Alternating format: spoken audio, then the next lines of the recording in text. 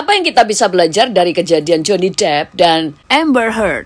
Setelah Johnny Depp dituduh sebagai seorang yang melakukan KDRT terhadap istrinya, selama 6 tahun hidupannya mengalami keterpurukan. Dia dipecat dari film The Pirates of Caribbean. Dan juga ada banyak kontrak-kontrak film yang dibatalkan karena tuduhan KDRT ini. Dalam waktu yang sangat singkat, kehidupannya berbalik hanya karena tuduhan yang berasal dari perkataan fitnah yang tidak benar dari mantan istrinya.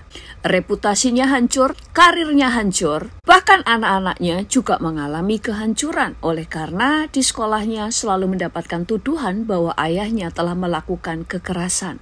Tetapi kita mulai melihat pada waktu Johnny Depp terbukti benar bahwa bukan dia yang melakukan KDRT terhadap istrinya, tetapi sebaliknya.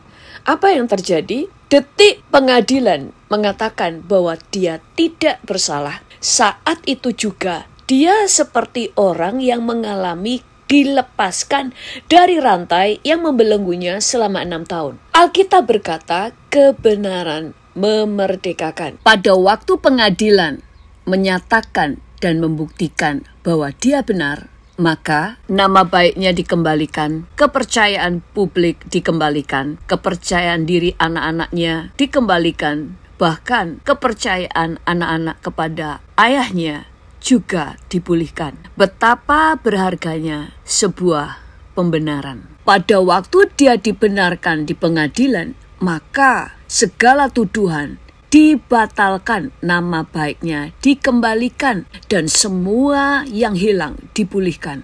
Kalau dia yang membenarkan dirinya sendiri, publik tidak akan percaya. Tetapi waktu pengadilan yang menyatakan dia benar, maka segala sesuatu dibalikkan keadaannya. Demikian juga betapa berharganya pada waktu hakim di atas segala hakim telah membenarkan kita, yaitu Allah kita. Roma 3 ayat 24 berkata, dan oleh kasih karunia kita telah dibenarkan dengan cuma-cuma karena penebusan dalam Kristus Yesus. Firman Tuhan berkata bahwa kita adalah orang-orang yang telah dibenarkan. Dari kejadian Johnny Depp dan Amber Heard, di sini kita bisa mengambil pelajaran. Yang pertama adalah betapa berbahayanya perkataan dusta. Pada waktu kita berkata dusta tentang orang lain, maka perkataan kita bisa membunuh orang lain, bahkan seluruh keluarganya. Itu sebabnya Alkitab berkata jangan bersaksi dusta.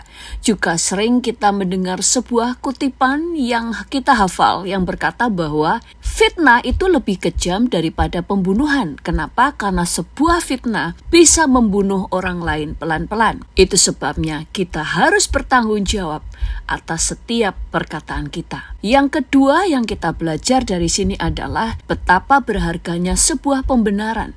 Pada waktu orang yang kemudian dikatakan bersalah, padahal dia tidak salah, pada waktu dia dibenarkan, maka detik itu juga orang itu mengalami kemerdekaan, hidupnya dipulihkan. Sama dengan saudara dan saya pada waktu dibenarkan oleh Tuhan. Yang ketiga yang kita belajar dari kejadian mereka adalah memilih pasangan hidup yang tepat adalah penting. Karena pada waktu kita mendapatkan istri atau suami yang salah, mereka bisa membuat kehidupan kita hancur. Yang keempat adalah, yang kita mulai belajar di sini adalah firman Tuhan yang mengajar kita bahwa apa saja yang kita tabur kita tuai. Itu benar. Seseorang yang berbuat benar, pada waktunya kebenaran akan berbalik kepada orang yang berbuat benar. Dan perbuatan yang jahat pada waktunya akan berbalik menimpa orang yang telah menabur kejahatan. Itu sebabnya jangan pernah takut untuk tetap berbuat benar.